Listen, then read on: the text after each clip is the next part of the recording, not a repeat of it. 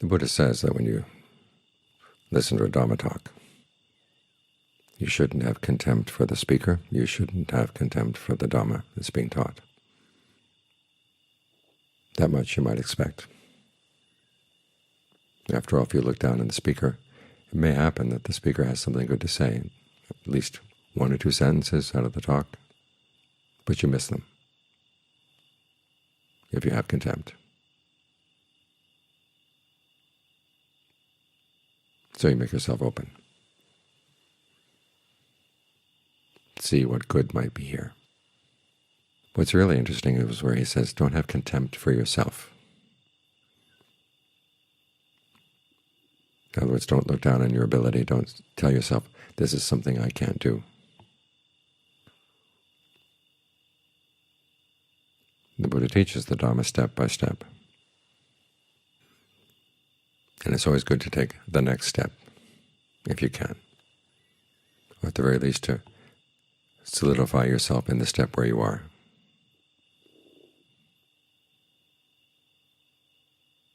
This is an important aspect of your sense of self as you practice. We know what the Buddha says, that ultimately we'll get beyond any assumptions about self.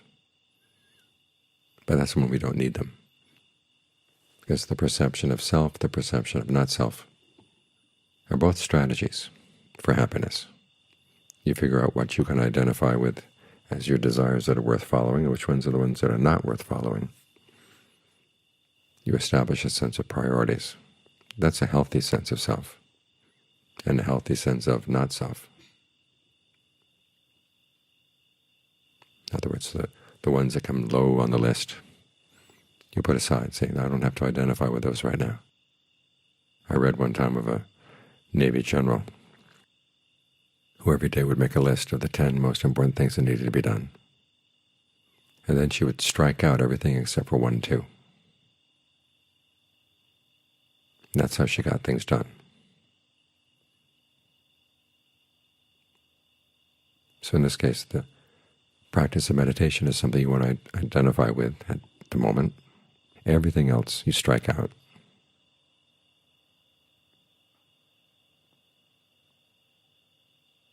And the parts of the mind that said, oh, you're not up to this, you can't do this, strike those out too. Because after all, which part of the mind doesn't want you to practice? It's the part that's on the side of the defilements, on the side of going back to your old ways. But we've all come here because we realize that our old ways of doing things are not satisfactory. We want something better. So always encourage yourself. Think of the way the Buddha would give a Dharma talk. He would instruct, urge, rouse, and encourage his audience. Notice, out of those 4 verbs, 3 of them are there to encourage you: urge, rouse, encourage. To give you the confidence that yes, you can do this, and it's worth doing.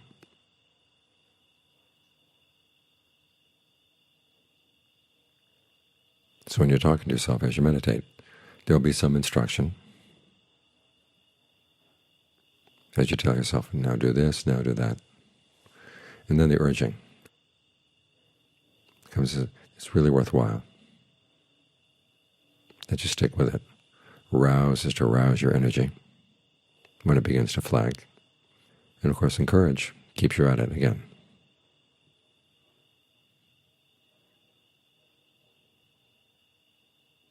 When you have confidence that you can do this, that's a healthy sense of self. You notice that the Buddha doesn't give you a very elaborate sense of self to hold on to in the course of the path. Simply that you can do this, you're capable of doing it, and you'll benefit. And if you don't do this, you're going to suffer. That's the only self you really need to develop as you practice.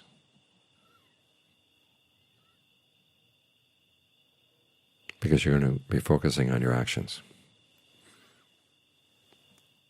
So a self that is responsible, a self that is capable, a self that's going to benefit from the actions, that's all you need. And you give a lot of attention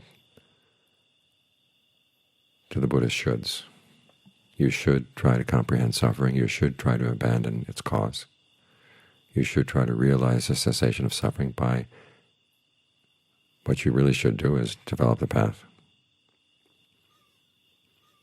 That's where you want to rouse, urge, and encourage yourself. Now again, the Buddha sets out those shoulds, not because he's imposing them on you.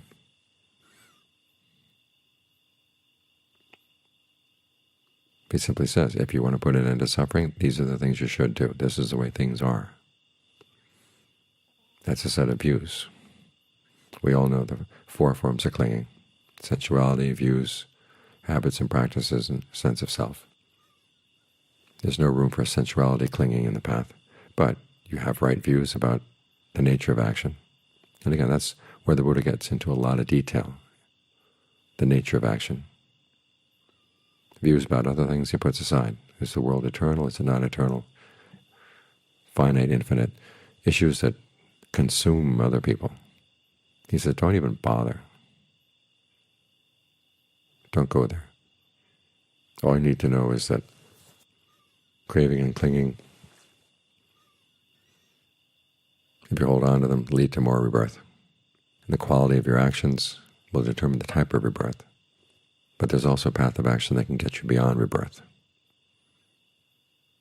So karma, rebirth, which both are teachings about action and the power of action. The Buddha does set out a sketch of the universe. These are the different places you could go. But they're all related to karma.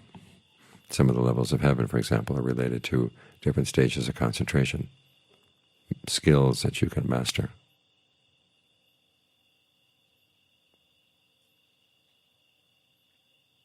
So his design of the universe is not like what anybody else had designed at that time. Of course, he didn't design it, he didn't think it up. He just discovered that through action, this is what you can experience.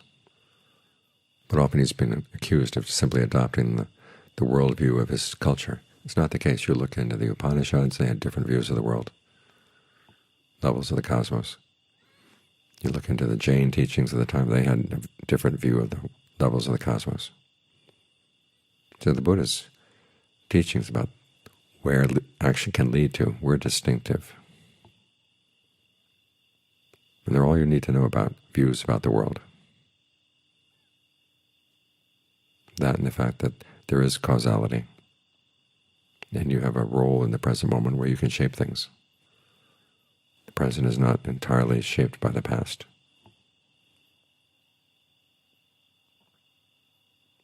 These are the things you hold on to as you follow the path.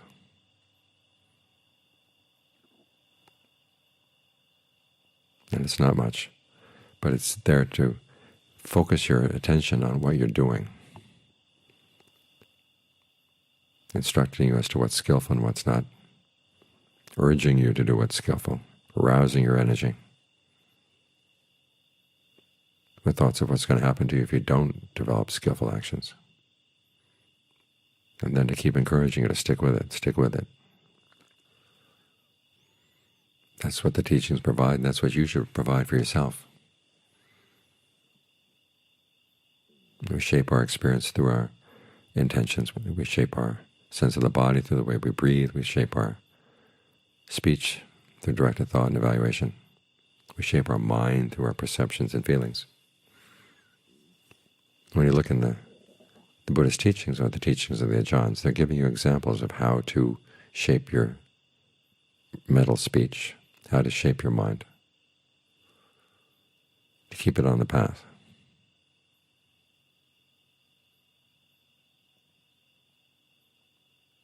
So the examples are all set out, but they don't stop with the examples. The Buddha urges you, rouses you, encourages you. This is a good path, he said. And that covers both sides of discernment. Right view basically tells you the way things are, how they work. And then right resolve says it's good to act on this. which is why John Lee pointed out that when the Buddha talks about the three qualities that are brought to mindfulness practice and by extension to concentration practice. Mindfulness, ardency, alertness. Ardency is the wisdom faculty. The way the Buddha defines mindfulness, you can be mindful of anything, hold anything in mind, simply being able to remember things that were done and said a long time ago. That's the way he defines mindfulness. Nothing about skillful or unskillful. The same with alertness. You're alert to what you're doing. It could be skillful, it could be not skillful, but you're alert to it. The question of skillfulness comes in with the ardency, realizing that if you act on unskillful intentions, there's going to be suffering. So you're ardent in your effort to abandon what's unskillful and to develop what's skillful in its place. That's the wisdom, that's the discernment, and those three faculties. That's what takes mindfulness and turns it into right mindfulness. It takes alertness and turns it into right alertness.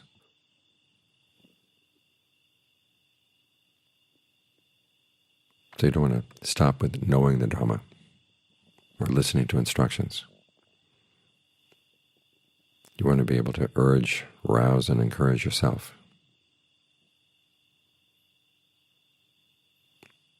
So you gain the benefit from the Dhamma. The Dhamma is like a recipe book. You can look at the book for hours and not get full.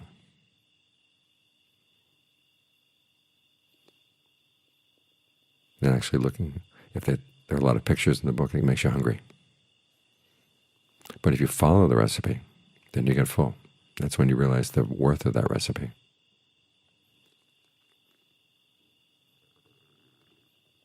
So keep encouraging yourself on the path. Don't look down on yourself, telling yourself you can't do it. Many, many people have fallen by the wayside in the past by thinking that. And what is that? It's just damaging yourself, destroying your potential.